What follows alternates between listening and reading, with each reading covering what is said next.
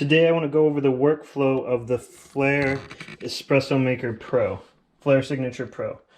So I'm just going to give a step-by-step instruction of how you use this device and what makes it so great. So the first thing we're going to do is we're going to start with this brewing head right here. It's got a base cap, and what we're simply going to do is we're going to take water. I usually like it at 202 degrees is what I brew with. And I'm just going to fill that all the way up to the line right there. So right after it gets to past that little divot in there, and then I'm going to go over to my grinder, and we are going to grind 20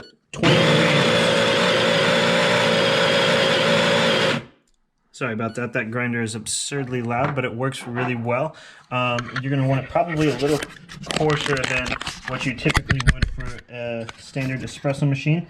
We're going to pull it back right over here into the portafilter. So what we're going to do is it comes with this handy little funnel, and we're just going to take those beans and, or those grounds for that matter, put them in there.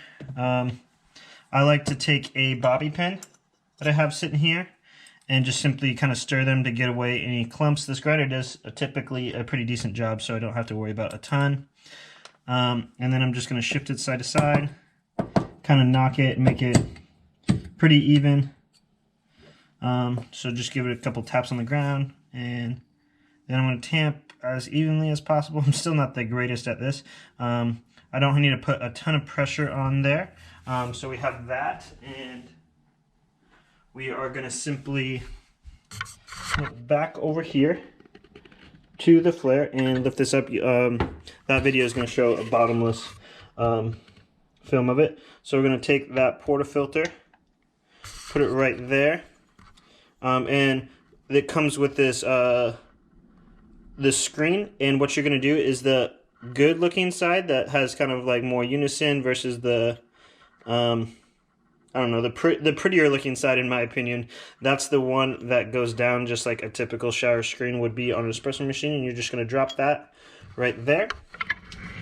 And you are going to take your portafilter, your brewing head base, and what I did was I just went ahead and dumped out the water. And we are going to simply just take this 202 degree water again after we preheated that portafilter, or the brew head as Flair likes to call it. We're going to fill it just past that line right there. And then the nice thing about this Flair is this comes with a pressure gauge. The regular Flair does not, but it's got a nice little pressure gauge there. So that's going to help us dial in and make sure our shots are nice and good. And we are going to just simply... Hold on one sec. I planned a lot ahead for this video. Just kidding. That was a joke. I'm funny. So I got this nice little Akaya Cinco scale. They have a new one out that's black that's about the same now. So we are just going to simply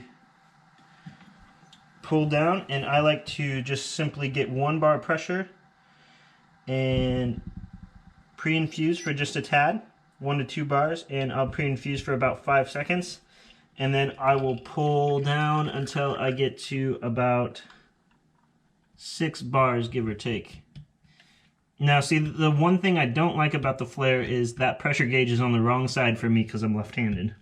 But other than that, it does a pretty good job.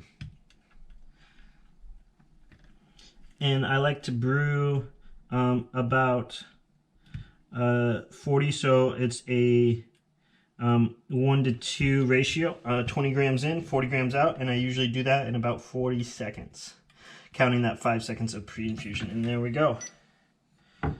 So we got our shot from the Flair, and we did that in 40 out, 40 seconds with 20 grams in between.